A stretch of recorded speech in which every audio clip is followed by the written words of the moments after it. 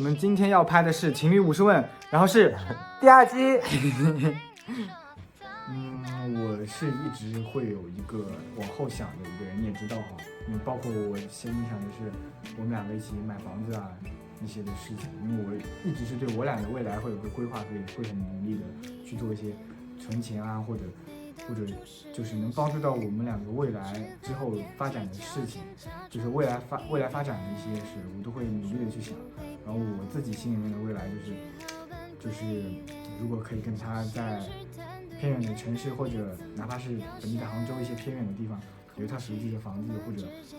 或者那种哪怕是租房租一辈子哈，可能买不起房之类的，我也觉得很幸福。因为我觉得就我俩只要待在一块，我俩无论是富贵还是贫穷，我俩都会挺开心的。我俩每天只要看到对方，虽然说有时候压力也挺大的，但是只要看到对方都会基本上消一半的气，或者就是有他就会让我很舒服。他有我的话我也会，他有我的话他也会挺开心。不行，你不能想，就有他有小杨的话，我会一直感觉很舒服很舒坦，就有这么个人陪我的话，我会每天都很开心，说实话很乐意。怎么讲？其实我想带他回昆明。我未来想象的日子哈，就是跟他说的差不多，其实就是有一套属于自己的房子，然后有一辆车。房子会不会签名字？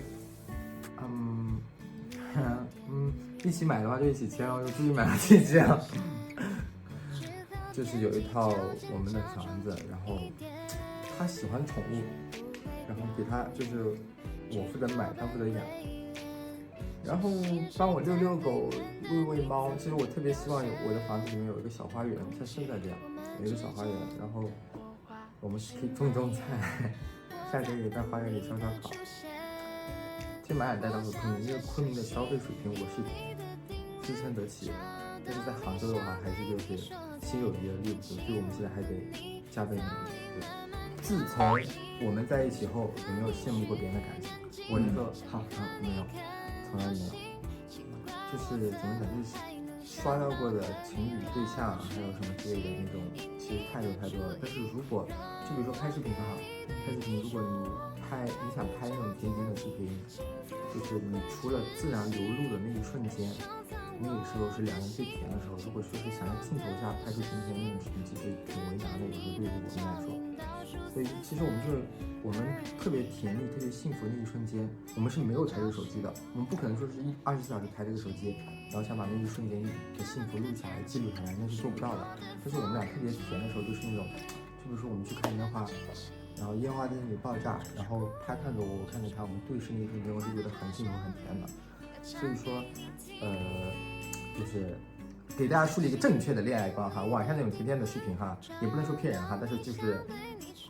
实际会比镜头记录下来的那样更甜。虽然只是镜头记录下的我们可能没那么甜而已，但其实是我俩的生活，其实虽然说有一些小摩擦、小碰撞，但是我们俩的生活其实还是蛮甜的。因为他会换点法子来吓我的头，我也会换点法子解见他。羡慕别人的话确实没有，因为怎么讲，就是我自己长怎么样，我还心里有数的吧。然后我家这个你看又高又瘦，身材又好，然后皮肤又好，长得又好看，对吧？然后其实我不羡慕，我觉得这也是我找到。就是没有人能比我找到更好的。这性格学一下你观察。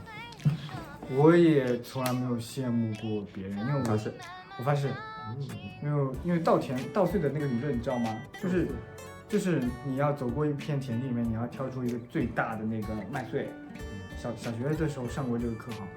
就是我觉得我已经抓到自己手里最好的稻穗啦。最好的人已经在身边了，我没有必要去羡慕别人。我觉得我们就应该珍惜眼前的当下，我们就是把握到我们现在有的东西就很好了，我们没有必要去羡慕别人的感情，把自己过得最好。加油，加油，小杨！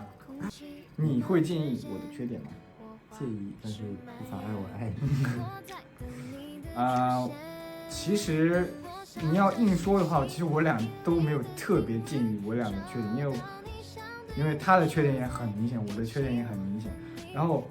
因为那时候我很听他的话嘛，就是他说什么我基本都会很努力的去改，然后他也是看在眼里的那种。然后一开始是我错的挺多的，我说实话。然后到后面的时候到后面我错的挺多。他不是，然后就是到后面小杨他就是也有一些很明显的缺点会开始暴露出来，然后我们就是也经过吵架呀，这个那个之类的，然后就是到后面其实大家都不会建议大家的缺点，就是都会把大家当生活的家人一样看待，然后就不会有很多事情发生，因为我们已经基本上等于是家人，所以就不会去，就是其实说难听点，就是他太了解我，我也太了解他，所以有些东西其实是知道这个人的性格缺陷就这样，对，但是也不会说是刻意要求他改正，但是如果改正的话，这是更好。对，就因为已经太了解了，已经缺陷都知道了。好，如果你在别人口中听到我的坏话，你会相信吗？还是你会怎么做？好，你先来。他的坏话我听过很多。但是我没有说信与不信，我只要听到什么话，我就直接问他，我就说他们说什么，给我解释一下，然后他就会直接给我解释，所以说好像也没有什么特别的秘密。说他下头骗我都是生活中的一些小事，但是在感情上都没有骗我。我呢，就是我有时候我也是会听到一些那种奇奇怪怪的话，但是我很了解他，我真的很了解他也很了解我。就我们自己的朋友圈，这个其实他认识了什么朋友，或者他跟什么朋友出去干嘛，他都会就是给足我的安全感，他会拍给我，告诉他去干嘛，或者他会告诉我跟谁在一起，他都会拍视频、照片什么之类的，就是告诉我，然后我就是会很有安全感，所以我不怎么会相信那些就可能不怎么熟的人说的那些事情，因为他已经给到了我足够的安全感，我不会去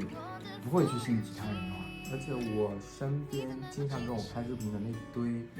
朋友，或者说是我出去玩会跟我喝酒的朋友，他全都见过，对，没有一个他不见过，而且都是跟我基本上很熟。我自己私底下